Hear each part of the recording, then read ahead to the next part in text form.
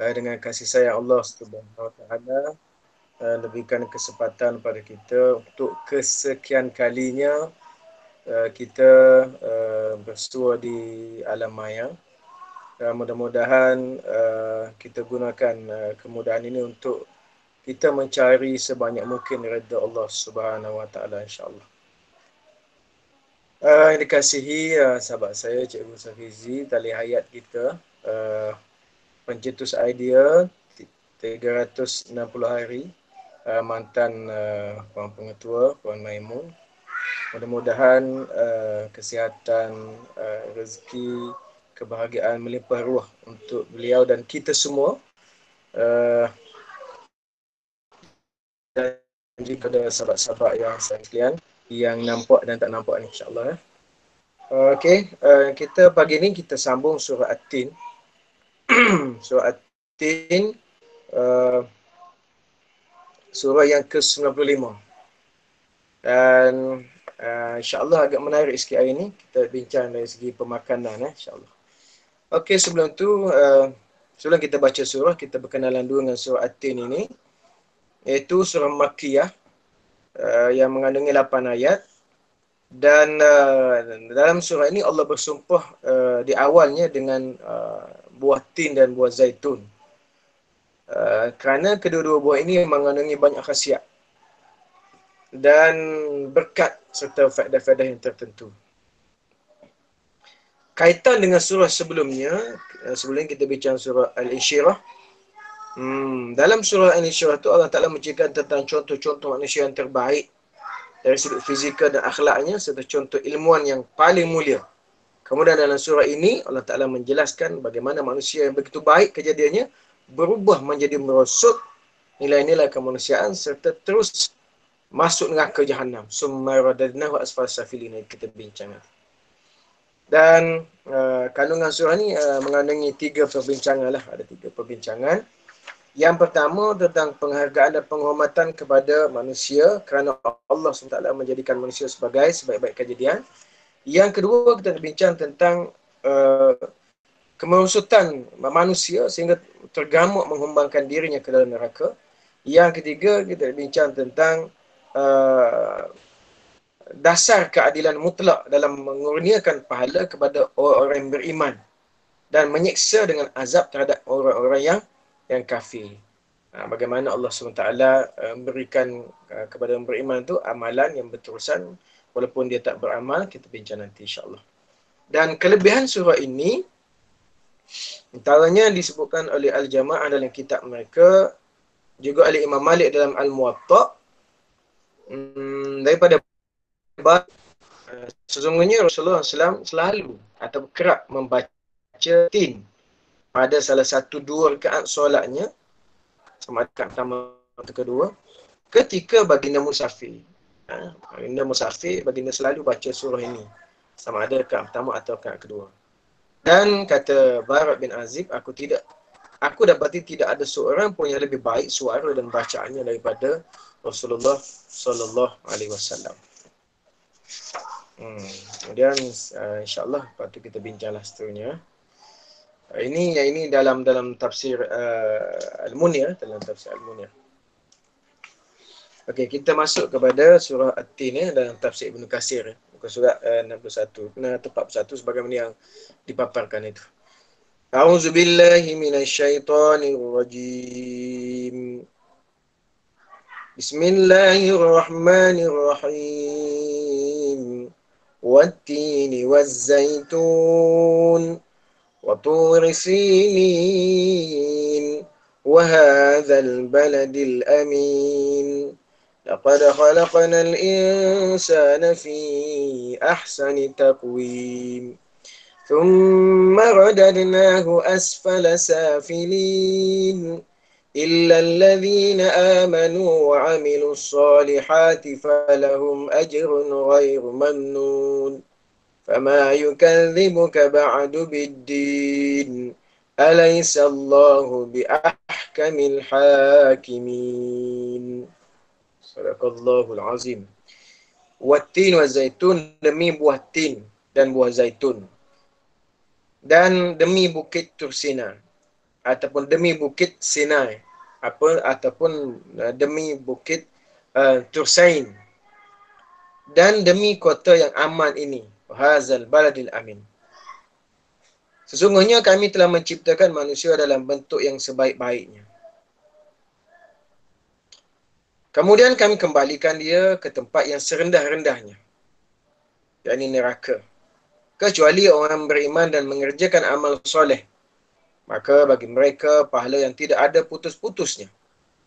Maka apakah yang menyebabkan kamu mendustakan hari pembalasan sesudah adanya keterangan-keterangan itu? Bukankah Allah hakim yang seadil-adilnya? Bismillahirrahmanirrahim. Tafsir At-Tin dan ayat sesudahnya. Al-Afi meriwayatkan dari Ibnu Abbas radhiyallahu anhu bahawa yang dimaksudkan dengan At-Tin ialah Masjid Nuh.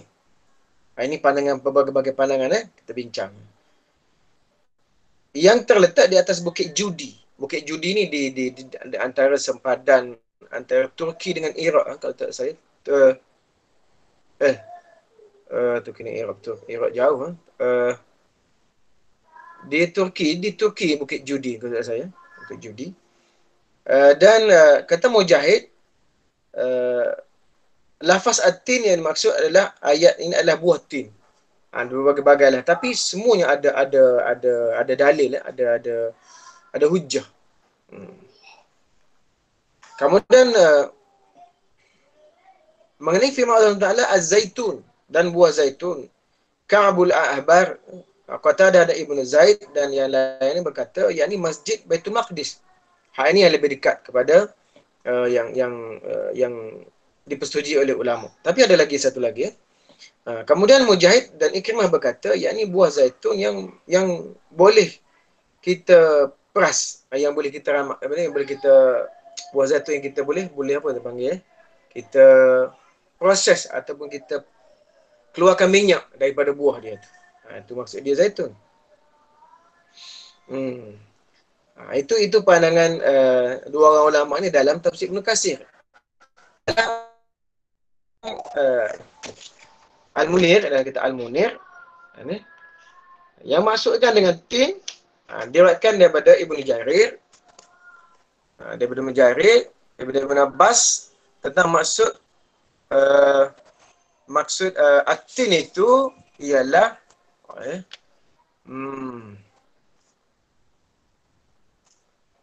bersumpah dengan tin menjadikan makanan orang Arab dan atas buah zaitun. Di sini ialah disebutkan sebagai simbolik. Watin wa zaitun itu adalah simbolik kepada bandar suci ataupun kota suci Baitul Maqdis. Itu disebutkan buah tin buah zaitun tu pasal buah tin dan buah zaitun hanya tumbuh di Baitul Maqdis, di Palestin. Dengan subur. Di Mekah tak ada, di Madinah tak ada. Jadi Allah Ta'ala sebut itu watin wa zaitun tu maksudnya Baitul Maqdis. Itu dia panggil majaz hakiki. Tu dalam tafsir Sofatut Tafasir, dia disebutkan sebagai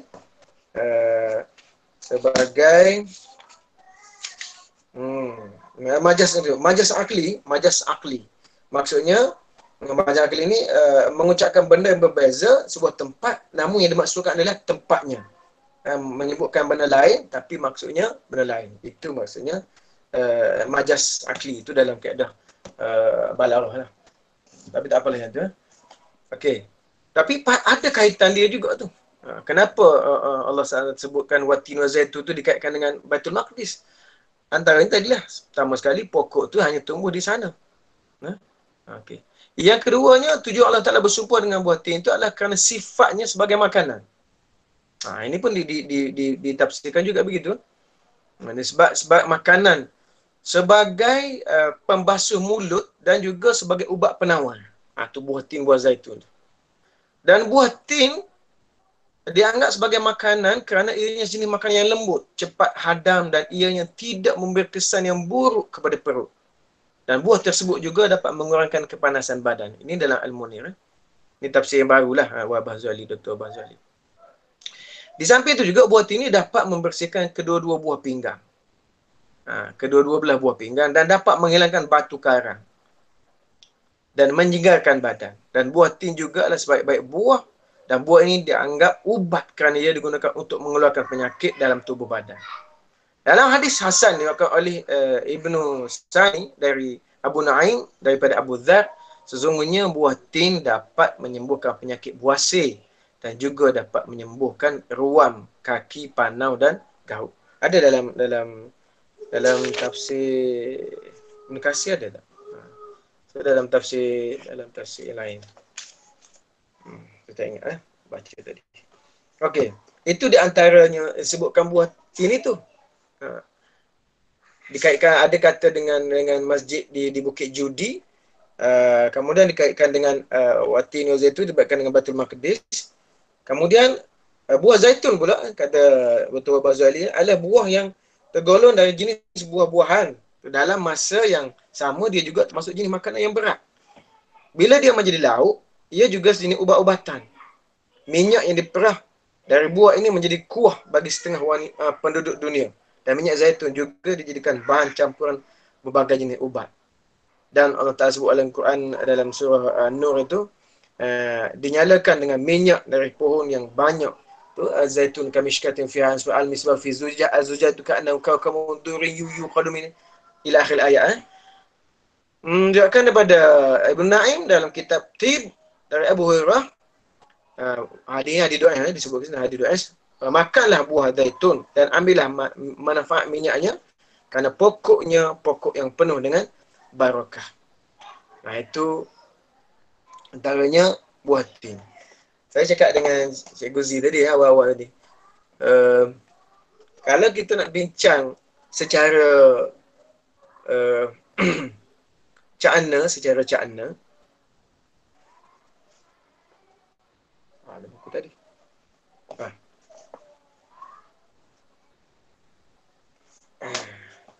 Kita untuk bincang watin wa zaitun saja, dari segi khasiat dia, kita pakai dua buku ni je. Satu buku Tibbun Nabawi, satu lagi buku pemakanan. Ini kalau boleh belilah. Saya beli masa ni murah pasal beli dengan penulis dia sendiri. Maka belilah buku ni, bagus sangat. Wife ni buat kajian makanan kan, bagus buku ni beli. Bagus cukup. Dua ni je kalau nak bincang pagi ni. Pagi besok kita kalau nak bincang yang lain. Nak tak? Kan nak teruskan habiskan hari ni juga Otin?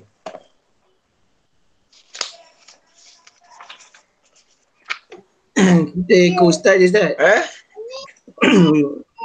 Boleh je. Bagi Ustaz mana yang Ustaz rasa nak teruskan, Ustaz teruskan. Kita ikut Ustaz. Tapi yang bagusnya, saya pun itulah kadang-kadang bila tak izin sebab tu bila kita membaca ni, Masya Allah, tabarakallah. Ini untuk saya dengan Puan Maimun lah, orang lain tak payahlah. Dalam buah minyak zaitun ini ada satu cara merawat vertigo. Macam mana cara dia? Iaitu hiris 5 ulas bawang putih dan hancurkan sedikit, kemudian goreng sebentar dengan minyak zaitun. Bawang putih tadi 5 ulas itu diiris dengan digoreng dengan minyak zaitun, dan tambahkan sedikit perahan tomato dan telur dan sedikit garam dan rempah ratus menjadi omelet bawang. Omelet bawang putih, dan makan 3 kali sehari dalam 3 hari berturut-turut. Dan omelet bawang putih itu sangat baik dalam menghentikan vertigo. Saya nak buat ni Puan, tapi Puan jangan buat lagi tengok saya. Saya okey tak kalau saya meninggal, jangan buat lah. Tengok saya nak buat ke? Saya suruh saya buat dalam 3 hari. Okey tak? Sebab sebulan 2 ni memang teruk sangat vertigo. Puan jangan buat lagi. Saya nak buat dulu. Ustaz. Saya sihat. Ya. Ulang balik resepi tadi. Ulang balik resepi. Hiris 5 ulas bawang putih dan hancurkan sedikit. Kemudian goreng sebentar dengan minyak zaitun. Dan tambahkan sedikit perahan tomato dan telur. Dan sedikit garam, rempah ratus menjadi omelet bawang. Omelet bawang putih yang macam omelet tu. Budak ni tahu tadi saya cakap yang benda omelet dia kata pun macam apa benda tu? Macam telur apa tu lah, telur omelet. Omelet. Betul, right. Boleh. Kemudian makan 3 kali sehari dalam 3 hari berturut-turut. Mana pagi, tengah hari dan malam. Salam Ustaz. Ya, Vertigo tu macam mana sebenarnya? vertigo ni dia jenis penyakit tapi tak sakit. Dia pening. Dia pening. Jadi macam kita duduk atas sampan tu dalam sungai sampan. Dia macam tu. Itu tak teruk lagi. Kalau teruk dia pusing, muntah lah. Tapi saya sekarang ni lagi tak muntah lagi. Tapi kalau nak jadi imam memang susah sekarang. Nak jadi imam susah. Jadi imam je masalahnya. Makmum tak apa. Baik punya vertigo. Dia jadi pening. Tu vertigo tu. Tapi yang tak ada vertigo tak payah buat lah. Yang persatuan vertigo je boleh buat ni. Ni vertigo ni sebenarnya bukan pening, dia pusing. Balancing. Badan kita pusing, balancing kita nak muntah. Dia memang muntah-muntah. Muntah-muntah. Kemudian bila kita lelap mata tu, kita buka mata, kita ingatkan pintu belah kiri. Sebenarnya pintu kita tu tak kat belakang ke, tak kat depan. Kita hilang pertimbangan. Kalau nak tahu juga vertigo, cuba pusing badan tu dalam 50 kali. Lepas tu berhenti. Vertigo tu. Kemudian kalau kita Faham. Pening ya Allah saja yang tahu. Bahaya. Dia tak sakit. Tapi kalau tengah memandu, kalau pening boleh penyakit lah. Betul. Gitu. Orang nampak macam sihat walafiat kan. Tapi kalau dia datang, ya Allah. Kalau tak duduk cepat-cepat, tumbang satu pasal. Itu boleh penyakit. Pasal terentak mana-mana tu. Gitu. Okeylah. Kita bincang sikit sesepat yang mungkin lah. Kenapa Allah sebut dalam ni wattini wa zaitun, sama ada tadi betul lah isyarat kepada wattin wa zaitun tu isyarat kepada Baitul Maqdis, sebab itu tempat kelahiran Nabi Isa alaihissalam. Wattin wa zaitun wa turisinin atau tursain atau tursina itu tempat Nabi Musa alaihissalam bermunajat, bercakap, mengambil suhuf daripada Allah SWT di Bukit Tursina. Wa hadzal baladil amin, iaitu Mekah, iaitu negeri yang aman. Kenapa sebut negeri aman? Kerana di Mekah ni orang tak berperang. Haram berperang. Iaitu pada bulan haram tu bulan apa? Bulan Zulkaidah, Zulhijjah, Rejab dan Muharram dan Rejab. 4 bulan ni diharamkan berperang. Begitu. Sebab tu disebut hadzal baladil amin itu. Dululah, sekarang ni orang tak kira bulan apa, berperang je. Tu kata orang jahiliah dulu lebih baik daripada sekarang ni. Begitu ya. Okey. Saya nak bincang dalam buku ni sedikit antaranya kita sebut dulu buah tin buah tin dulu. Buah tin ini kalau dalam bahasa Melayu kita semua buah ara. Antaranya saya sebut ringkas. Kalau kita habiskan hari ni, kita habiskan juga hari ni. Buah tin India antaranya disebutkan dapat mengurangkan rasa sesak nafas, membersihkan hati dan limpa, juga mencairkan kahak dan juga melawan racun di tubuh kita. Dan banyak kesemuanya yang boleh diambil daripada sebiji buah tin ini. Antaranya juga bermanfaat sebagai bahan pelancar, penahan sakit dan unsur perkuman air kencing. Tu bagus ya. Antaranya disebutkan bukti dia kajian Profesor G.A. Vincent daripada Universiti Scranton, Amerika Syarikat. Dia sebut antaranya buah tin ni tidak mengandungi garam, lemak dan kolesterol, tetapi lebih tinggi kalium, serat dan zat besi. Ini benda ni semua ni tanya si Cikgu Safizi lah, pasal dia buat PhD pasal makanan ni. Saya tak tahu, kita sebut je, sebut pun betul-betul tu. Kemudian buah tin ini kesemuanya juga terdapat kandungan antioksidan, iaitu bahan yang dapat melawan kanser. Buah tin ini. Dan juga digunakan untuk merawat kulit dan kanser prostat. Kanser prostat. Tu. Antara buah tin. Juga baik untuk jantung. Buah hara menyebabkan pengurangan lipid dan pengurangan kerosakan oksidatif ke atas kolesterol, dipanggil ke atas LDL ni, dia terjemah sini kolesterol yang tidak baik. Itu buah tin. Juga jika seorang memakan buah tin boleh menjamin kesihatan dalam jangka masa panjang. Ini kata Dr. Profesor G. A. Vincent. Dia penulis buku ni ramai. Dia yang saya sebut tadi 3 orang tu yang depan aja, yang penulis bersama buku ni antaranya Dr. Profesor Madya Dr. Soleha Abdul Latif, pensyarah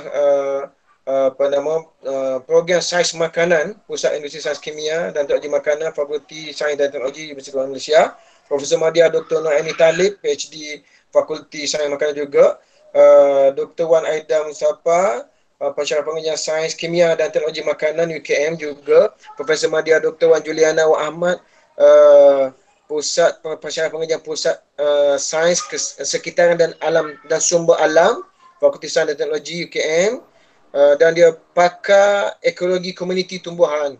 Kemudian Dr. Izfa Riza Hazim, pensyarah kanan Sains Sekitaran dan Sumber Alam, dan dia pakar dalam sains sekitaran alam. Dan apa lagi? Dr. Nolida Mak Daud, ijazah muda, apa nama ni? Banyaklah sini ni. Macam-macam orang manusia ada. Semua doktor. Kemudian termasuklah Ustaz Ahmad Fawaz dan juga Associate Professor Dr. Raden Supardi Raden Budiono, Supardi bin Ahmad. Dia ni PhD Homopati Research Center of Nature Therapy. Mana ni? Singapura. Macam-macam ni. Tapi semua ni adalah kajian daripada penulis-penulis ini. Dan juga saya sebut sini, dari segi hadis Nabi SAW ni, antaranya sebutkan, kana libasu Adam wa Hawwa mithla dhufr, falamma dhaqa syajarata ja'ala yukhsifani alaihima min waqil jannah, qala huwa raqqut tin. Iaitu pakaian Adam dan Hawa adalah seperti kuku, pakaian Nabi Adam dan Siti Hawa, nenek kita di syurga seperti kuku. Apabila mereka makan daripada pohon itu, bila makan buah yang dilarang itu, mereka berdua terlucut pakaian itu, maka mereka berdua menutup daun badan mereka dengan daun syurga. Kata mereka daun itu adalah daun tin. Daun tin. Tin syurga lah, bukan tin dunia. Tapi maknanya daun tin itu daun syurga lah. Daun tin. Antaranya juga ada banyak lagi di sini. Saya sebut ringkas lah. Panjang penuh. Kemudian yang seterusnya pula, dari segi sumber makanan, kultivar buah ara. Menarik buah agak. Dia ada gambar-gambar buah ara, spesies buah ara ni. Kalau nampak. Kecil sangat tak apalah. Kemudian antaranya di sini salah satu pohon tin dan khasiat herba, antaranya disebut oleh seorang pakar iaitu Oliver Albaster mengatakan, jika anda mengambil buah tin, maka sebenarnya anda telah mengambil makanan yang menjamin kesihatan anda dalam jangka panjang. Antaranya disebut sini, buah tin kering kaya dengan serat, tembaga, mangan, magnesium, kalium, kalsium dan vitamin K relatif diperlukan terhadap keperluan tubuh manusia.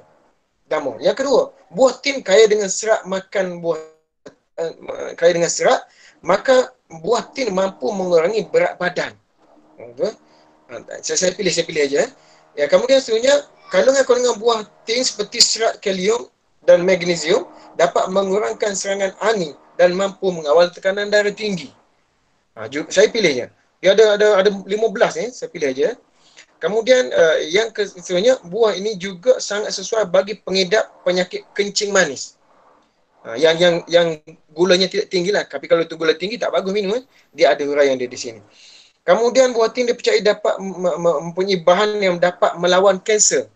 Mengandungi polyphenol yang tinggi berfungsi sebagai antioksidan yang amat penting bagi tubuh. Justru buah ini dapat berfungsi sebagai radikal bebas dalam tubuh yang menyebabkan kanser. Buah tin juga mengandungi unsur lain yang mengandungi bahan anti-kanser, iaitu benzaldehyde, apa yang disebut di sini, dan kumarnis. Dan ia juga terbukti mampu bertindak sebagai bahan anti-tumor. Sedangkan kumarnis ini adalah merawat kulit dan kanser prostat. Yang terakhirnya, disebut sini, walau bagaimanapun, buah ini perlu dihindari oleh individu yang mempunyai paras gula dan kolesterol yang tinggi. Itu kena cek dulu nak makan. Saya kolesterol rendah, gula pun rendah. Itu kan. Dan banyak ni penyakit semelit boleh diubah, ada cara dia. Kemudian masalah penghadaman, masalah, apa lagi ni? Ada masalah, masalah sembelit juga, sembelit tapi ni keadaan lain. Dia, masak 3 atau 4 buah tin segar yang telah diiris dengan segelas susu bersama 12 biji kismis, minum aroma tersebut setiap pagi sebelum sarapan.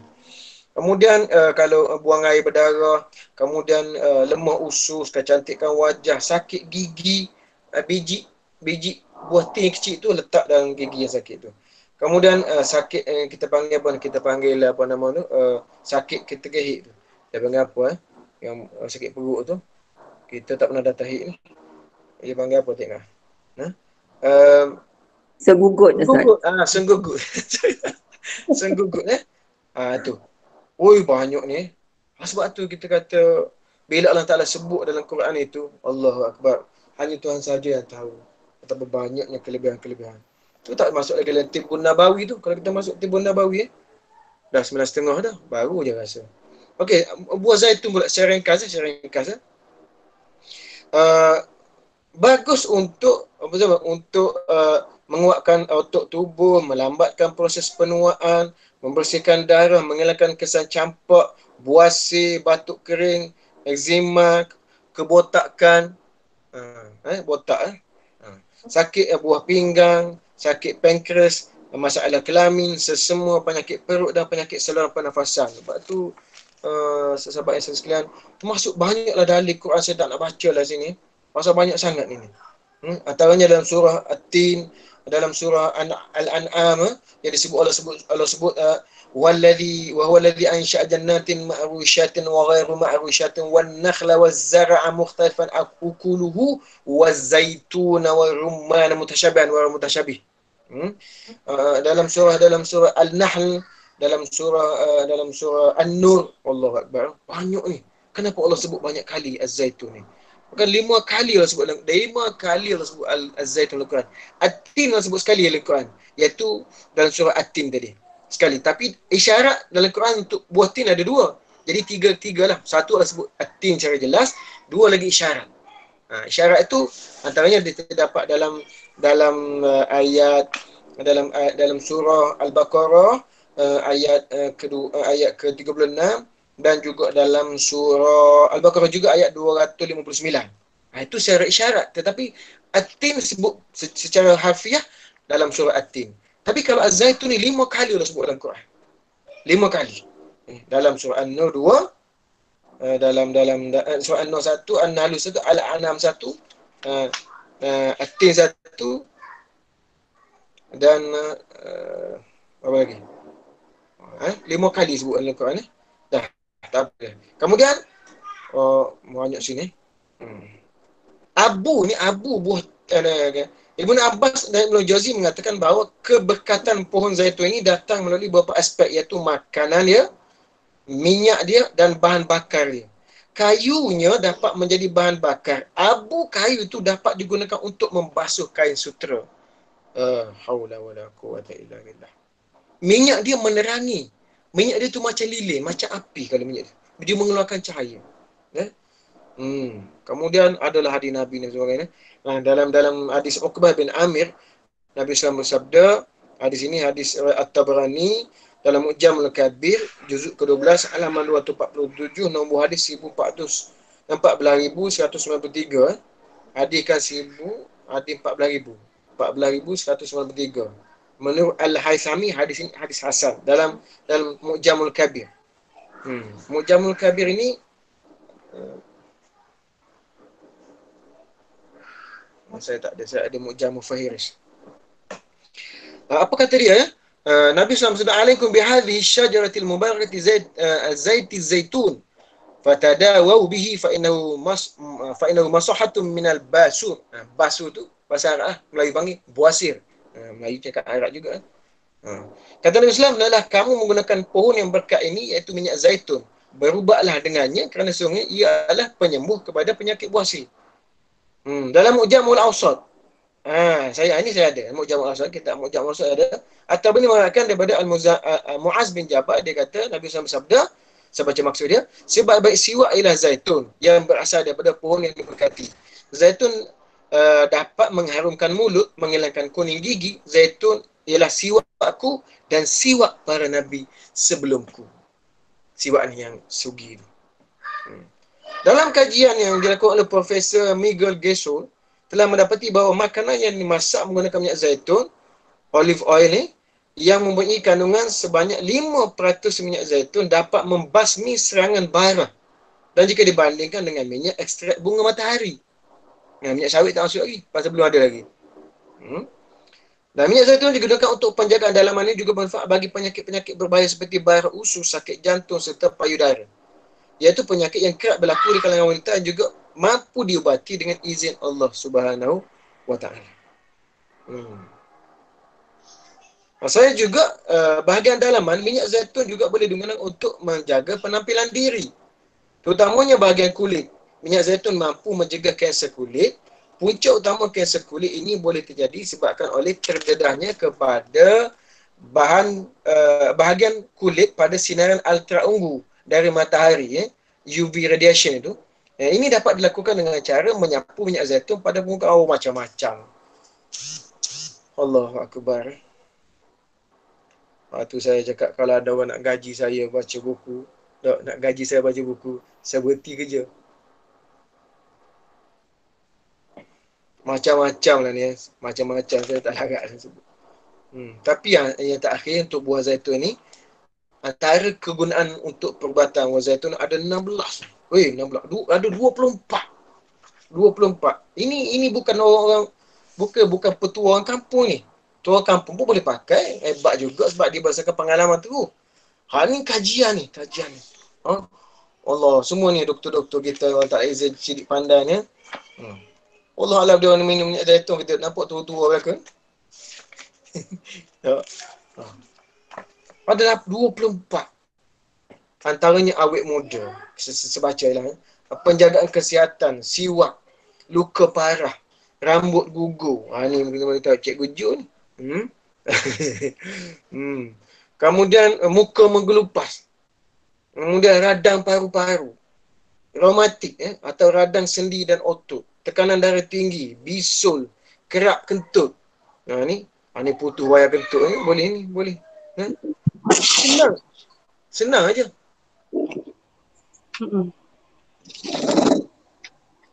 Kemudian kecacingan, kena penyakit cacing ni. Kemudian buang air berdarah. Yang terakhir sekali sebut ini, yang 16 tadi vertigo lah, vertigo. Kemudian kelainan limpa, kemudian radang usus, memudahkan bersalin. Mudah bersalin ni senang. Rebus daun zaitun bersama beberapa biji buah tamar sehingga mendidih, kemudian minum air rebusan tersebut. Ustaz, Ya. ada tak dia tulis cara pengambilan minyak tu? Ada lah. Cakap Ustaz. Banyak. Bukan, maksud saya dosage dia tu. Ada. Macam satu sudu ke apa-apa ke Ya, ada. Okay. Ada sini. Contohlah kalau misalnya vertigo tadi kan. Iris 5 ulas bawang putih dan sedikit, kemudian goreng sebentar dengan minyak zaitun. Goreng ni maknanya secukup standard dengan 5 ulas bawang putih lah. Jangan bubuh satu gelas. Kita goreng untuk supaya dia meresap dalam bawang putih tu. Itu je. Misalnya kalau buah sir, campur dengan 10 gram biji halba, bersama minyak zaitun dengan sukatan yang sama. Dengan sukatan yang sama. Dengan 10 gram serbuk biji halba tu. Ustaz, Dia ada dos dia. Ya. kalau untuk general health, macam untuk apa, kesihatan je, ada?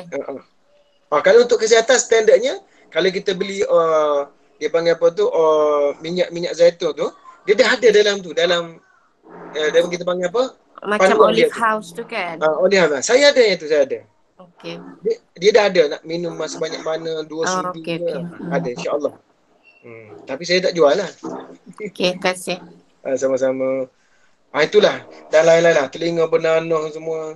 Macam-macam ni. Muntah-muntah. Kalau muntah-muntah, perah buah apple. Kemudian campurkan air perahan dengan madu dan minum. Kemudian resedung. Macam-macam ni. Suka buah air kecil. Tumbuk dan gaulkan lada hitam dengan minyak zaitun. Kemudian sapu pada tempat yang kita buat air kencing tu. Dan lakukannya sekali saja. Masya Allah, tabarakallah. Nak lebih detail, beli sendiri. Ini bukunya. Boleh dapati di kedai-kedai makanan kucing.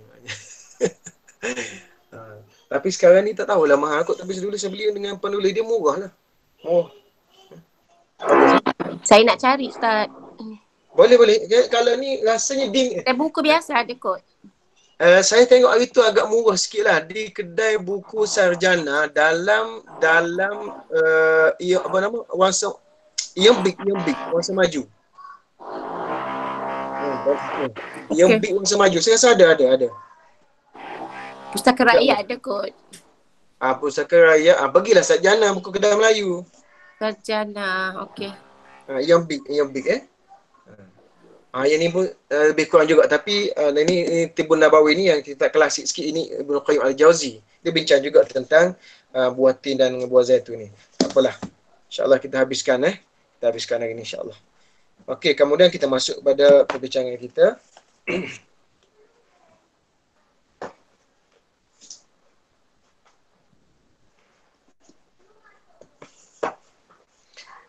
Okey, seterusnya.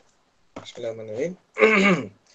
Kemudian Allah sebut firman-Nya waturi ni demi gunung Sinai. Kabul Ahbar dan katakan gunung Sinai di mana Nabi Musa AS diajak berbicara oleh Allah SWT. Wa kalamullah Musa taklima tu. Nabi Musa benar-benar bercakap dengan Allah SWT. Dan firman Allah Ta'ala, itu Sinai ni banyak cerita pula. Tempat yang tinggi, bukit tu tinggi. Tapi ialah Allah Ta'ala tidak izin kita pergi. Adik saya pernah pergi pasal dia belajar di Mesir dulu. Tapi Bukit Tursina ni maknanya antaranya sebutannya Allah bila Nabi Musa minta izin Allah Ta'ala suruh dia tengok bukit. Dia tengok bukit bangsa Nabi Musa AS. Nabi Musa ni orang hebat. Nabi Musa ni orang yang kalau dia bukan tampar, dia macam tonyoh gitu, tonyoh muka orang tu mati. Ada kata tampar. Orang bangsa Kibti tu yang lawan dengan yang musuh dengan orang Yahudi ni Nabi Musa ni. Dia bergaduh tu, Nabi Musa tolak gitu. Tu tampar agaknya mati. Kenapa Nabi Musa mati. Bila nak tengok Allah, pingsan. Sebab tu, sebab ni mulakan sekalian. Kita ni adalah kita. Kita tak boleh lebih daripada kita. Kalau kita nak jadi lebih daripada kita tak jadi kita. Mungkin kita jadi orang gila. Pasal apa? Pasal Allah jadikan kita laqad khalaqnal insana fi ahsani taqwim. Itu kita bincang nanti. Sesuai dengan kita. Atau macam orang nak jadi pilot, tapi dia ada masalah penyakit gayak. Tak naik kapal terbang. Atau dia doktor, dia minat sangat doktor. Fizik bio admit semua jadi doktor. Lepas tu bila nak buat housemanship tu, orang ada sibuk duk angkat dia. Pasal apa? Pasal pensan je dia tengok darah. Dia tak boleh tengok darah. Macam mana doktor? Sebab tu Allah tak jadikan kita ni selayak-layaknya. Sebab tu saya selalu sebut pada pelajar saya kelas belakang tu. Allah Ta'ala buat kamu cerdik. Tapi bukan di sini. Bukan tempat ini. Sebab Allah Ta'ala dah bagikan bidang, masing-masing Allah bagikan bidang. Kenapa semua orang tak boleh jadi rasul? Bukan sebab semua orang bukan layak nak jadi rasul. Dia tak boleh. Bukan semua orang boleh jadi rasul. Itu. Sebab tu Nabi Musa tu orang kagah ni Musa ni. Tak. Mukjizat dia pun hebat tu. Belah laut, main-main belah laut ni. Sekali pukul, terbelah laut. Tak. Angkat batu seorang dia. Tutup pergi. Orang lain angkat paling murah, dia angkat dia seorang. Nabi Musa. Tu jadi nanti Nabi Syaiq tu. Jadi banyak benda-benda tu. Kuat menunjukkan Nabi Musa. Tapi bila nak tengok Allah, pengsan. Sebab tu jadilah kita sebagaimana Allah Ta'ala tadikan kita ni sepatut jadi, dan berusaha untuk menjadi yang sebaik-baiknya sebagaimana Allah sebut dalam Quran tadi. Kemudian waktu risina nanti sini. Banyak juga sini. Tak payahlah. Nanti banyak sangat. Kemudian wahazal baladil amin. Dan demi negeri yang aman, yakni Makkah. Demikianlah tafsir dikatakan oleh Ibnu Abbas, Mujahid, Ikrimah, Hasan, Ibrahim An-Nakhai, Ibnu Zaid dan Ka'bul Ahbar. Dan tidak ada perbezaan dalam tafsir tersebut. Yakni kalau hadzal baladil amin, muka surat 43 tu sih. Hadzal baladil amin ni tak ada khilaf. Waktu di sini pun tak ada khilaf. Iaitu kalau hadzal baladil amin maksudnya Makkah. Ini negeri yang aman. Kenapa aman? Sebab di dalamnya tidak boleh bunuh, tak boleh mematahkan pokok dan sebagainya kalau dalam ihram lah. Dan yang paling besar ialah dia tidak boleh berperang dalam bulan haram. Di tanah haram. Juga di luar juga tak boleh juga di luar. Apalagi kalau di tanah haram, dia tak boleh membunuh sebagainya. Ataupun kalau kita nak berhukuman bunuh, dia tak boleh bunuh di Mekah. Dia kena keluar dari tanah Mekah tu. Kalau hukuman bunuh di tanah Mekah. Tak boleh. Maksudnya negeri tu negeri yang aman. Tapi bila pergi Mekah, kena curi lah, kena tipu lah. Pasal apa? Pasal manusia sudah tidak mengikut perintah Allah Subhanahu wa Ta'ala. Dan negeri aman tu, tanah haram tu, sampai kiamat, Mekah akan menjadi tanah haram. Kemudian, di sini dibincang pula dalam ni, dibincang pertama, tempat buah tin dan zaitun iaitu Al-Maqdis, di mana Allah mengutus Nabi Isa AS. Sudah sebut tadi. Yang ini putera Maryam. Kedua, Gunung Sinai, di mana Allah SWT berbicara kepada Nabi Musa bin Imran. Ketiga, Mekah, iaitu negeri yang aman, sehingga orang yang masuk ke negeri tersebut menjadi aman, dan di sanalah Allah mengutus Nabi Muhammad sallallahu alaihi wasallam. Di sini masing-masing dari tiga tempat itulah Allah mengutus Rasul Nabi sebagai Rasul Ulul Azmi yang menyebarkan tiga agama besar. Nabi Isa, agama Nasrani. Nabi Musa, agama Yahudi. Nabi Muhammad SAW, agama Islam. Ini dipanggil agama-agama Samawi. Itu kaitan. Sebab tu tadi dikaitkan dengan Watin wa Zaitun tu kaitan dengan Al-Baitul Maqdis, tempat Nabi Isa SAW. Waktu Risina dikaitkan dengan Nabi Isa, Nabi Musa AS. Dan Al-Baladil Amin, Mekah itu dikaitkan dengan Nabi Muhammad SAW. Dan para ulama mengatakan dalam kitab Taurat bahagian terakhir disebutkan ketiga tempat tersebut adalah Allah datang dari Gunung Sinai. Yang ini tempat Allah berbicara kepada Musa, Nabi Musa bin Imran. Dan dia muncul bersinar di Sa'ir. Sa'ir ini di tempat kelahiran Nabi Isa AS di Batu Maqdis itu. Dan dia nampak begitu jelas di Gunung Faran. Yang ini Gunung Faran ini semua orang tahu. Orang Arab tahu. Kecuali kita yang baru tahu. Iaitu gunung atau bukit-bukit yang terdapat di Mekah. Dan yang paling tinggi di antara gunung-gunung Faran itu ialah Bukit Hira, ataupun kita panggil Jabal Nur. Bukit Hira. Atas tu ada Gua Hira. Dipanggil Jabal Nur itu. Itu antara gunung Faran yang tinggi di Mekah. Itu adalah yang paling tinggi di bahagian semua gunung di Faran itu di Mekah itu adalah Jabal Nur. Jadi Allah SWT menyebutkan mereka dengan memberitahukan tentang ketiga rasul tersebut sesuai dengan urutan zaman mereka. Kerana itulah Allah bersumpah dengan sesuatu yang lebih mulia, kemudian dengan sesuatu yang lebih mulia lagi daripada yang pertama, kemudian dengan lebih mulia lagi daripada yang pertama dan kedua. Yakni yang ketiga itu yang lebih utama daripada yang kedua dan yang ketiga, yang pertama. Itu disebut tu. Dan lebih utama daripada yang pertama dan yang kedua, iaitulah Al-Haram, Masjidil Haram. Kalau dulu antaranya utama tu sebab Baitul Maqdis tu kiblat kita yang pertama, kemudian dipindahkan ke Mekah sampai kiamat. Dia tak berubah. Itu Dan banyak lagi lah kalau kita nak bincang tentang kelebihan-kelebihan bukit-bukit Tursina, tentang tempat-tempat yang Allah Ta'ala sebut dalam Quran ni. Ada satu buku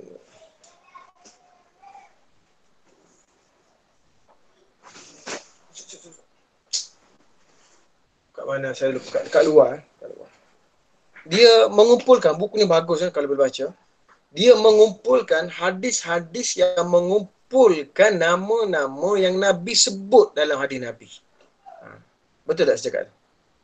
Hadis yang mengumpulkan nama dan tempat yang Nabi sebut dalam hadis itu. Seperti Syam, Baitul Maqdis, seperti Mesir, seperti Rom, Parsi, yang Nabi sebut tu. Seperti Konstantinopel, seperti Yaman, seperti Hijaz, seperti Iraq, seperti Kufah, Basrah. Nabi sebut. Antaranya kalau saya sebut contoh, contohnya kalau Nabi sebut tentang fitnah Dajjal. Fitnah yang tumbuh di Hijaz, yang terbit di Hijaz. Antaranya yang sebelah timur, sebelah timur. Kalau duduk di Madinah tu, Iraq tu sebelah timur lah jadi. Fitnah yang timur tu. Apa dia? Bila Nabi wafat memang banyak timbul fitnah. Syiah timbul di Kufah. Qadariyah timbul di Kufah. Jabariyah timbul di Kufah. Pengikut Khawarij akhirnya berkumpul di Kufah. Dan sampai sekarang Kufah memang tempat fitnah. Syiah sampai sekarang. Itu Nabi sebut. Itu antara dia tu. Nabi sebut hikmah dia. Contohnya kalau Nabi sebut tentang Yaman, akhir zaman, apa berlaku dengan Yaman? Tengok apa berlaku sekarang. Nabi sebut tentang Iraq, Nabi sebut tentang Isfahan. Nabi sebut tentang Dajjal min Yahudi Isfahan sabatu alfin ahli mutaylasah. Nabi sebut begitu. Nanti Dajjal akan diikuti oleh 70,000 Yahudi Isfahan yang pakai Tayalasah. Isfahan tu siapa? Isfahan tu letak di mana? Isfahan terletak di Iran lah. Dan di situ ramai orang Yahudi. Nanti Dajjal akan muncul. Dia akan diikuti oleh Yahudi Isfahan. Dia tahu, isyarat Nabi sebut. Kuala Lumpur tak ada. Gombak tak ada. Tengah main. Gombak tak ada lah di Nabi. Jadi, keberkatan itu, kemudian sebagai peringatan kepada kita, kalau Nabi sebut, memang berlaku. Sebab tu sahabat-sahabat kita di Palestin berjuang sampai sekarang. Kenapa? Kerana mereka yakin. Sebab Nabi sebut umat Islam akan menang di Palestin. Sebab tu mereka berjuang. Cuma tak tahu bila nak menang. Tapi pasti menang. Kalau Nabi sebut menang, pasti menang.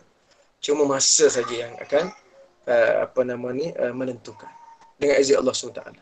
Seperti Nabi sebut dulu Rom. Ghulibatir Rom. Allah sebut Ghulibatir Rom. Rom akan dikalahkan. Dalam 3-4 tahun lah. Tak sampai 8 tahun, Rom jatuh. Konstantinopel akan jatuh tengok Islam. Tahun 800 berapa Hijrah, akhirnya jatuh ke tangan Muhammad Al-Fatih. Jatuh.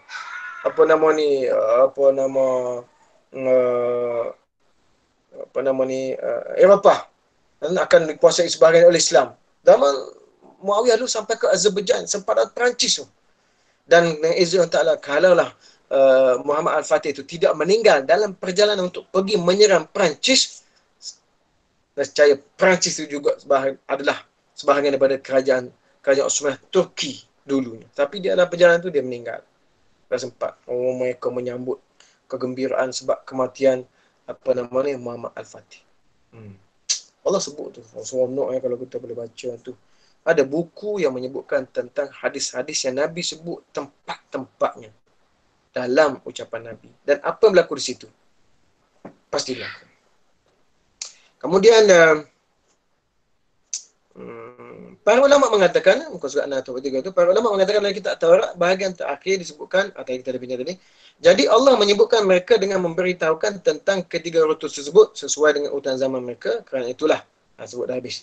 Okeylah, selesai. Kemudian dikembalikannya manusia ke tempat serendah-rendahnya, padahal dia diciptakan dalam bentuk sebaik-baiknya dan akibat dari hal itu. Laqad khalaqnal insana fi ahsani taqwim. Wattini wazaitun wa turisina wa hazal amin. Kita tak tengok lagi tafsir Amka.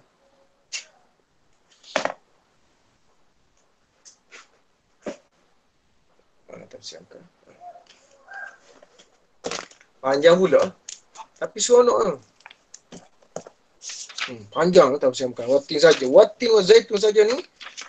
1, 2, 3 muka surat. 4 muka surat. Watin wa zaitun saja. Masya Allah. Tabarakallah. Banyaklah. Ni dia kemudian yang Ibu Hamka dia sikit kaitkan dengan perkembangan agama Buddha. Tentang apa nama watin wa zaitun itu. Ada cantik hubungan dia. Tak apalah. Saya sebut tadi tu kurang lebih begitulah. Tapi panjang pula kalau baca yang Hamka. Habislah. Kemudian summa radadnahu asfala safili. Kemudian manusia dikembalikan. Ini kita boleh tengok yang Hamka punya lah. Kami telah menciptakan manusia dalam bentuk yang sebaik-baiknya. Inilah objek sumpah yang dituju, iaitu Allah menciptakan manusia dalam bentuk dan wujud yang terbaik. Bentuk postur ataupun tubuh badan yang tegak dengan anggota tubuh yang lengkap dan normal. Laqad khalaqnal insana fi taqwim ini, kalau kita tengok dalam The Holy Quran, tafsir Yusuf Ali, terjemahan Yusuf Ali, dia maksud dia watin wa zaitun tu dia isyarat kepada buah ni lama-lama akan rosak. Begitulah manusia. Yang ni Allah Taala sebut, lepas Allah sebut watin wa zaitun wa tur sinin wal alamin, laqad khalaqnal insana fi taqwim summa radadnahu asfala safilin. Dia bagi begitu pula. Tu kata kayanya bagai-bagai tafsir ni. Dia kata kalau isyaratnya kalau buah tu lama-lamanya akan rosak. Buah. Itu macam manusia juga. Kalau tidak dijaga atau kalau tidak ambil manfaat. Macam buah tin. Orang tak tahu manfaat, Allah rugi. Buah zaitun, orang tak tahu manfaat, rugi. Tapi kalau orang tahu manfaat, maksudnya dia ni orang yang orang yang Allah tak ciptakan dia dengan sebaik-baik kejadian. Sebab dia boleh menggunakan akal dia tu untuk manfaat. Kalau tidak, dia akan jadi orang yang rugi. Laqad khalaqnal insana fi summa asfala safilin. Kami kembalikan dia kepada neraka ataupun dalam keadaan tua, ajuz, lemah, nyanyuk dan sebagainya. Kalau Buya Hamka sebut apa? Laqad khalaqnal insana fi ahsani taqwim ni, kata Buya Hamka, iaitu bahawasanya antara makhluk Allah atas permukaan bumi ini, manusia yang diciptakan oleh Allah Ta'ala dalam sebaik-baik bentuk lahir dan bentuk batin, bentuk tubuh dan bentuk nyawa. Bentuk tubuhnya melebihi keindahan bentuk tubuh haiwan yang lain. Tentang ukuran dirinya, tentang manis air mukanya, itu lebih Buya Hamka. Sehingga dinamakan bashar. Artinya wajah yang mengundang gembira. Bashar gembira, basyarun. Abshir bil jannah, khabarkan berita gembira dengan syurga. Bashar itu mana? Masyar itu pun manusia, boleh juga mana manusia bashar itu. Kenapa manusia dikatakan bashar? Sebab manusia ni makhluk yang boleh mengembirakan orang lain. Dan dia pun boleh bergembira. Itu bashar itu. Iaitu wajah yang mengandungi gembira, sangat berbeza dengan binatang yang lain. Kalau kita nak bandingan, siapa tahu kalau muka beruk tu muka happy. Beruk tu happy, muka dia mana muka beruk. Beruk ke dia senyum ke dia macam lagi standard lah. Standard beruk. Lembu. Lembu sedih macam mana muka lembu sedih? Sama je. Tapi kalau manusia dia, kalau muka begini kan, ada satu buku. Saya pernah offer pada cikgu-cikgu beli. Buku Firasat. Tajuk dia Firasat. Macam mana kita nak tengok muka orang? Kalau kening dia begini, kalau telinga dia begitu, kalau kan macam-macam. Itu Firasat. Kenapa? Ada buat buku Imam Az-Zamakhsyari buat buku Firasat. Pasal pada muka manusia dia boleh menggambarkan berbagai-bagai maksud. Sebab tu kita kena panggil jaga air muka tu. Apa maksudnya? Macam kalau beruk dia malu je, beruk malu. Tak ada beruk malu. Mana beruk ada malu? Kemaluan ada. Dan kalau dia malu pun beruk tak merah muka pasal dia bulu ke muka. Manusia selebat-lebat manusia bulu pun dia ada muka ni pipi dia tak ada macam kalau ada side bay pun begini je. Pasal apa? Pasal dia ada isyarat di muka. Sebab tu dia panggil bashar. Tak pergi ke mana. Kita buka 10 dah sini. Aduh. Habis. Itu bashar. Insan, kesan lupa. Manusia kan lupa. Kalau sebut insan, nisyan. An-nas tu, nas, nisyan, lupa. Insan, itu juga. Bashar, sama lebih kurang. Tapi maknanya, kalau bashar tu dia manusia yang jenis gembira. Banyaklah. Waktu kata kalau kita baca, tengok tafsir-tafsir lain, panjang pula cerita dia. Kemudian, dan manusia diberi pula akal. Bukan semata-mata nafas yang turun naik. Maka dengan pertimbangan sebaik-baik tubuh dan pedoman yang pada akalnya itu dapatlah dia hidup di permukaan bumi untuk menjadi pengatur. Kemudian Tuhan pun mengutus para rasul membawakan petunjuk bagaimana cara mengatur dan menjalani hidup supaya lebih selamat.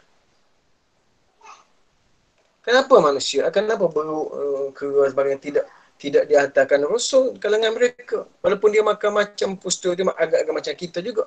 Sebab dia tidak ada akal seperti akal manusia. Dia ada akal standard beruk. Lepas tu pergi mana-mana. Beruk ni rumah dia sama je. Bahasa beruk je faham.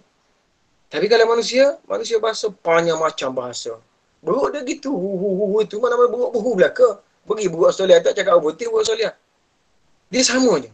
Sama juga binatang lain. Lembu mana-mana pun dia mengebah belaka. Harimau mana-mana dia mengaum belaka. Kambing mana-mana pun mengebik. Tapi manusia tidak. Kenapa? Sebab manusia adalah khalifah. Laqad khalaqnal insan. Manusia jugalah yang jadikan sebaik-baik kejadian. Sudahlah. Kata bersangka banyak pula. Kemudian. Radadnahu asfala safilin. Kemudian kami kembali dia ke tempat yang serendah-rendahnya. Yakni ke neraka. Ini antara pendapat Mujahid, Abu Aliyah, Hasan Ibn Zaid dan yang lain-lain menafsirkan demikian. Bukan semua begitu. Ada juga begitu. Tapi antaranya kalau dalam Wabah Zuhali dia sebut apa kalau perkataan Semaradana Safilin itu. Maksud dia iaitu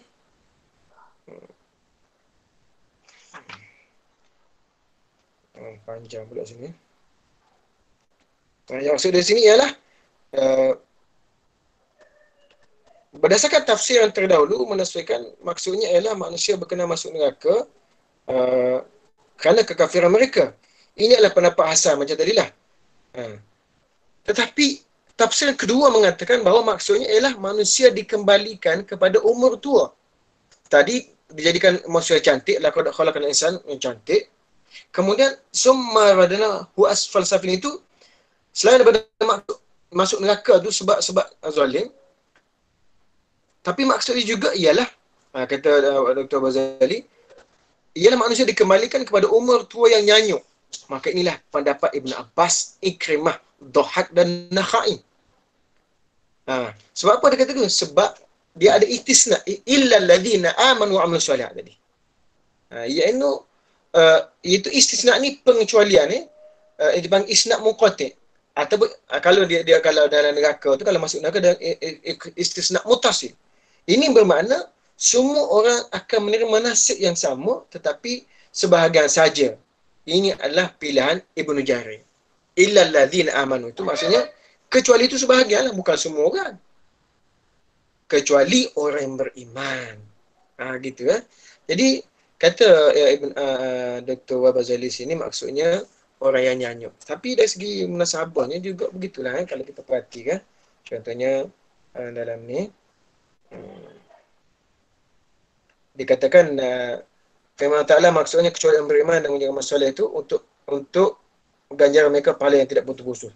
Kalau dalam ni sebut Buya Hamkan sebut apa ni? Kemudian kami kembalikan mereka ke serendah-rendahnya, yakni Allah Ta'ala mentakdirkan kejadian manusia itu sesudah lahir ke dunia dengan beransur tubuh menjadi kuat dan dapat berjalan dan akal pun berkembang sampai dewasa.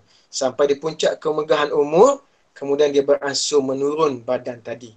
Beransurlah tua, beransurlah badan lemah dan fikiran mulai pula lemah. Tenaga mula berkurang sehingga mula tanggal gigi, dia sebut ni rontok gigi, rambut hitam berganti uban, kulit yang tegang menjadi kendur, telinga pun beransur kurang pendengarannya dan mulalah pelupa. Dan kalau umur itu masih panjang juga, mulai padam kekuatan akal itu sama sekali. Sehingga kembali seperti kanak-kanak. Sudah minta belas kasihan anak dan cucu. Malahan ada yang sampai pikun ni, nyanyuk. Dan tidak tahu apa-apa lagi. Inilah yang dinamai arzalil umur. Iaitu umur yang tua nyanyuk. Nah, sehingga tersebut dalam salah satu doa Nabi Islam, diajarkan kepada kita, memohon kepada Allah Ta'ala, jangan dikembalikan umur yang sampai arzalil umur, tua ni. Jangan, kalau boleh jangan sampai tua sangat. Sebab tu berdoalah kepada Allah Ta'ala supaya kita ni jangan sampai panjang umur menyusahkan orang. Apalagi mencegah dan menyesatkan orang, itu lagi dahsyat. Gitu. Sudah itu, habislah panjang-panjang pula. Kemudian Allah, orang sebelah rumah tu menebuk rumah pula. Kemudian Summar dan asfal illa alladhina amanu wa amilus solihat. Kita tengok ni ya. Illa alladhina amanu wa amilus solihat, kecuali orang yang beriman dan mengerjakan kebaikan. Sebagai ulama mentafsirkan ayat, kemudian kami kembalikan dia ke tempat yang serendah-rendahnya, yakni kembali ke usia tua renta. Pendapat ini diriwayatkan oleh Ibn Abbas, macam tadi lebih kurang. Dan seandainya ini dimaksudkan, maka pengecualian orang beriman itu dari usia tua renta tersebut tidaklah sesuai. Kerana usia lanjut mungkin saja dialami oleh sebagian orang. Itu pendapat. Kemudian ayat seterusnya, illal ladzina amanu wa amilus solihat, summa nasfasu illal ladzina amanu solihat falahum ajrun ghairu mamnun. Maka mereka akan mendapati pahala yang tidak putus-putus, yakni tidak berhenti-henti. So falahum ajrun mamnun. Sebab tu kita bincang dulu, kita sudah sebut dan saya ringkas dulu, iaitu bila kita buat ibadat masa muda, kemudian bila kita tua, kita tak mampu dah nak buat, tak larat dah, tapi kita masih tetap dapat pahala ibadat sebab kita buat masa muda. Itu falahum ajrun ghairu mamnun, mereka akan mendapat pahala yang tidak putus-putus. Pencen lah kita sebut sebagai pencen. Itu disebut dalam surah At-Tin itu. Atau kalau Buya Hamka dia cerita, ini cerita keluarga dia.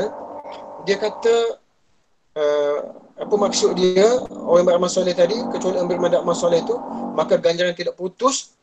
Kata dia ini tentang penulis tentang penulis tafsir ini berpengalaman amati. Ini mak saudara dia kata Uwaid tua Aisyah dia meninggal dunia umur 86 tahun. Sejak beberapa tahun sebelum meninggal, beliau telah pekat tuli, tak dengar, sehingga tidak mendengar. Saya pendek ceritalah. Dia ni anak kepada tuanku Syekh Amrullah. Dia ni selalu baca Quran. Dan yang kemucaknya, dia dekat nak mati, setelah dia sakit dan nak meninggal, mulutnya masih lagi apa namanya, kumit-kumit, mulutnya masih bergerak-gerak. Dan matanya masih sempat dengan senyuman. Dan dia berkata pada anak cucu dia, dia mendengarkan suara-suara yang indah merdu membaca Al-Quran, sedangkan dia pekak. Lalu beliau suruh anak-anak diam. Yang mengelilingi dia tu jangan bercakap, diam-diam, dengar orang baca Quran tu. Padahal baca itu tidak dengar oleh anak-anak cucu mereka. Ini di antara orang yang kalau selalu baca Quran, bila nak mati Allah jadikan begitu. Sepertinya summa radadnahu asfala safilin. Dia falahum ajrun ghairu mamnun, bagi mereka ni pahala yang tidak pernah putus. Inilah orangnya yang dapat gitu. Siapa sajalah. Jangankan yang itulah, saya dah sebut dulu kan. Perempuan terutama sekali special ni. Ini sebab tu perempuan mudah masuk, ramai masuk neraka, tapi sebab apa? Sebab dia mudah masuk syurga. Kita buat ibadat tapi boleh pahala. Macam kalau uzur dia tak boleh solat, dia tetap dapat pahala sebab masa dia sihat dia solat. Tapi kalau dia tak solat masa dia tak uzur, dia tetap berdosa sebab kalau dia tak uzur pun dia tak solat. Itu rugi dia. Itu rugi tu. Sayang tu malang sekali dah. Boleh dengar tak bunyi tu? Bunyi orang tepuk sebelah. Lupa nak pesan tadi. Boleh Ustaz, boleh. Kejap kita nak habis dah. Kita nak habis dah. Kemudian fama yukadzibuka ba'du biddin. Falahu ajrun fama yukadzibuka ba'du biddin. Kemudian Allah Taala berfirman, maka apa yang menyebabkan kamu mendustakan wahai manusia tentang hari pembalasan setelah keterangan itu datang pada kamu. Yang ini apa yang menyebabkan kamu mendustakan pembalasan di hari kiamat, padahal kamu telah mengetahui keterangan yang jelas. Di antara yang kamu saksikan ialah cipta-cipta Allah SWT ini. Kamu pun telah mengerti bahawa barang siapa mampu menciptakan kali pertama, maka pasti dia lebih mampu menghidupkannya untuk kali kedua. Ni sahabat yang mulia, ini ayat ini turun zaman Nabi untuk orang kafir Quraisy dan orang Arab zaman itulah. Allah sebut, "Fama yukazzibuka ba'du biddin." Apa yang menyebabkan kamu mendustakan tentang pembalasan hari kiamat? Sedangkan kamu telah lihat bulan bintangnya, orang tua dulu muda, kemudian tua jadi renta, kemudian mati. Itu yang biasa tu. Ni kita hari ni, kita tengok kebenaran Nabi lebih dahsyat dari itu. Lebih dahsyat dari itu. Lebih dahsyat daripada tengok bulan. Orang dulu hanya tengok bulan saja. Kita sekarang boleh terompo tengok bulan, bola berlubang. Kita boleh tengok bintang, macam boleh pegang kalau kita pakai teropong. Saya pernah teropong tengok bulan di pusat falak di Negeri Sembilan. Allah rasa nak pegang bulan. Teropong dia tu berapa ribu harga. Itu tak tengok yang harga 8 juta lagi tu, 1.8 juta. Tapi masa tu rosak, tak baiki dia tu. Tak baiki lagi. Tengah proses nak baiki. Kalau tengok yang tu, rasa macam pijak di bulan. Itu kita ni tengok yang besar-besar ni. Ayat ini turun, Allah tanya pada orang dulu tengok bila kecil-kecil. Kita yang tengok yang besar. Kemana kita boleh mendustakan hari kiamat? Saya tidak dustakan hari kiamat, Ustaz. Ya, ada macam itu, tapi maksudnya kadang-kadang perbuatan kita tu mendustakan hari kiamat. Macam gitu. Nah, itu kadang-kadang bahaya tu. Jadi, macam saya sebut tadi lah. Kalau Nabi sebut, dia pasti berlaku. Sebab dia hadis. Kalau orang kata Nabi sebut, tapi bila tiba masanya benda tu patut berlaku, tak berlaku, itu bukan hadis Nabi. Itu bohong. Bohong atas nama Nabi SAW. Sebab tu sahabat yang mungkin sekalian, perhatikanlah, bacalah sebaik-baik mungkin, sebanyak-banyak mungkin. Untuk kita menambahkan lagi keyakinan dan keimanan kita kepada Allah SWT, terlebih lagi kepada hari kiamat, hari pembalasan. Kemudian, jadi faktor apa yang mendorongmu mendustakan hari kiamat? Sedangkan kamu telah mengerti bahawa hal itu pasti terjadi. Pasti terjadi. Banyak lagi lah kalau kita nak sebut tentang mukjizat sains Al-Quran ini. Yang antaranya dalam buku ni. Dalam buku pemakanan ini. Kalau tentang air. Yang menyebabkan profesor daripada Universiti Jepun tu masuk Islam. Ni. Profesor Masaru Emoto. Masaru Emoto. Daripada agama. Antaranya, dia ke siapa dia yang masuk Islam? Saya tak ingat. Pasal apa dia masuk Islam? Antaranya sebab dia kajian bila dia tengok. Saya rasa semua dah tengok. Dalam buku ni dia tunjuk tentang molekul-molekul air yang disebut nama-nama Allah dengan perkataan baik, dengan molekul air yang disebut nama-nama yang perkataan-perkataan yang buruk tu. Dalam buku ni. Ni orangnya tu. Itu kan mukjizat itu. Tu kenapa macam air Zam-Zam? Kenapa Allah? Air Zam-Zam tu kenapa Allah sebut Zam-Zam? Kemudian dari segi keberkatannya dan sebagainya tu kan sudah terbukti tu kepada kita tu. So Allah tanyalah, "Fama yukadzibuka ba'du biddin?" Kenapakah kamu masih lagi mendustakan hari kiamat itu? Kemudian Allah Ta'ala berfirman, "Alaihissallahu biahkamil hakimin?" Bukankah Allah hakim yang paling adil? Ini bukankah dia adalah hakim yang paling adil? Dia tidak berlaku semena-mena dan tidak menzalimi sesiapa pun. Di antara keadilan Allah Ta'ala ditegakkan hari kiamat olehnya, sehingga dia memberikan keadilan kepada orang yang diperlakukan secara zalim di dunia. Bukan saja orang, binatang pun Allah bagi semula keadilan untuk dia membalas. Termasuk anjing dan babi. Maksudnya babi. Babi duduk dalam hutan. Saya saja jumpa babi pergi kejar pokok. Tak boleh. Nanti babi itu akan dibangkitkan untuk memukul orang yang memukulnya. Sehinggalah selesai. Kalau selesai. Nah, dengan babi. Sama juga apa-apa binatang. Kecuali binatang tu yang sunat kita bunuh. Tetapi kalau mengancam. Misalnya kalau ular senduk, ular ke kalau jengking, kita tak boleh pergi cari lotang. Asal kalau ada ular bunuh. Pasal apa ni kita nak cari ular? Pasal Nabi sunat suruh bunuh. Tak boleh. Yang masuk dalam rumah kita. Itu pun kena beri syarat dulu. Suruh keluar dulu 3 kali. Itu banyak macam kaedah lah. Cuma sebut sini, antara lain Nabi sebut di antara keadilan kepada orang yang melakukan kezaliman dunia, kami telah menyebutkan dalam hadis marfu' riwayat Abu Hurairah, fa idza qara'a ahadukum wat-tin waz-zaitun fa ata ala akhirah ni tak apalah alaysa Allah bi'akamil hakimin falyaqul bala wa ana ala dzalika minasyahidin. Maksudnya sini kalau baca wat-tin akhir surah at-tin itu kita kena sebut bala wa ana ala dzalika minasyahidin. Yani sesungguhnya itu benar dan aku termasuk orang yang bersaksi. Maksudnya bersaksi tentang keadilan Allah Subhanahu wa taala. Gitu. Habislah di situ. Cuba tengok kalau kita tengok Buya Hamka sebut apa tentang panjang pula kalau Buya Hamka disebut kat sini.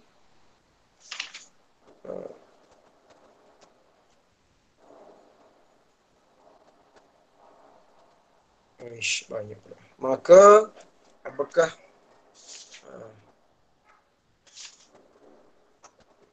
kamu dustakan tentang agama kamu? Banyak pula tentang keadaan Allah SWT. Tak apalah dulu itu. Panjang Buya Hamka. Kalau dalam tafsir Al-Munir ini, antara lain disebutkan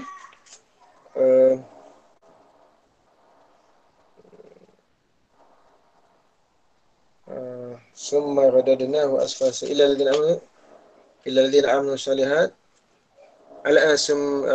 fama kadzdzaba bi alaysa Allahu bi'ahkamil hakimin. Mana tempat dia tadi? Maka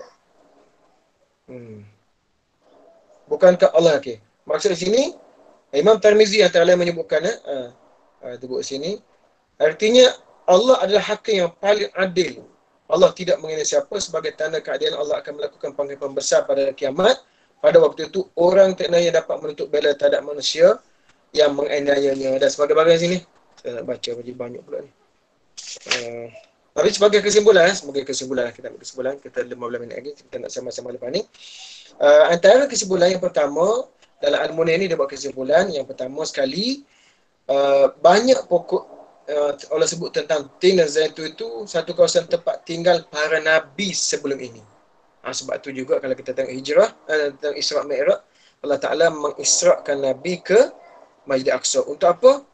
Untuk mengambil kita kata mengambil iktibar ataupun mengambil motivasi daripada nabi-nabi yang lahir di situ. Sebab tu antaranya mukjizat Nabi itu ialah Nabi solat di Masjid Aqsa, Nabi jadi imam kepada nabi-nabi yang lain. Di situ sebab tu Allah Ta'ala sebut di situ tu isyarat kepada tin wa zaitun sebab ramai Nabi dilahirkan di situ. Dan juga wahyu pun banyak turun di situ. Kemudian yang kedua, Allah mengecualikan status hina daripada orang yang beramal soleh. Kalau tidak beramal soleh, dia akan jadi orang hina. Yang ketiga, Allah menyelar orang kafir yang Allah mematakan hujah mereka tentang hari pembalasan dengan bukti-bukti yang telah Allah Ta'ala kemukakan. Yang dulu saya sebut tadi, dulu sikit, sekarang ni banyak lah. Kalau saya nak sebut tadi, banyak lah. Bukti-bukti tentang kebenaran akan berlakunya hari kiamat. Salah satunya, ni yang kita sedang alami sekarang ni. Orang kata macam mana nak rakam orang cakap. Dulu kan. Macam mana nak gambar, nak tunjuk semula gambar yang dah berlaku. Kan kita dah rekod tu, cikgu Sabzi rekod. Lepas ni siapa boleh tengok. Ini semua adalah isyarat yang Allah Ta'ala sebutkan pada yang akan berlaku pada mahsyar nanti. Ini boleh rakam ni. Ini baru di dunia. Nampak? Baru di dunia. Di akhirat lagi macam mana? Macam juga itu sebut bulan lepas. As-sadru, syaqqus sadru tentang pembelahan dada Nabi itu. Itu isyarat kepada manusia boleh belah dada orang. Orang malaikat buat begitu manusia pada Nabi, erti Nabi itu manusia. Nanti satu hari nanti, manusia akan boleh bedah dada manusia tanpa rasa sakit dengan bius. Begitu. Itu sudah ada petunjuk awal. Kemudian yang keseterusnya, tidaklah kamu mahu melakukan bahawa Allah adalah pencipta yang paling sempurna dalam setiap penciptaannya. dan hakim yang paling adil dalam setiap pengadilannya. Itulah hanyalah ada pada Allah Subhanahu Taala. Yang lain-lain tidak ada. Jadi sahabat sekalian, pada itu saja. Jadi mudah-mudahan kita dapat ambil iktibar daripada surah Al-Kahfi ini. Dan saya pun secara pribadi, saya tak baca lagi secara menyeluruh tentang tin wa zaitun tu. Buah tin tadi bila tengok tadi rupanya ada wabak dalam vertigo. Mana nak buat tu ni nak buat. Pemasri nak buat. Jadi dah insya-Allah kita makanlah 3 hari. Puan, saya buat dulu puan. Puan jangan buat lagi. Saya makan dulu. Okey, puan boleh buat. Insya-Allah. Okey, sekali saja sih. Saya sembang ada 10 minit lagi. Allah alam yang baik dan lemah kelemahan saya. Terima kasih perhatian. Mohon maaf segala kesalahan dan keterkasaran bahasa. Wallahu alam. Kembali kepada penerbit rancangan.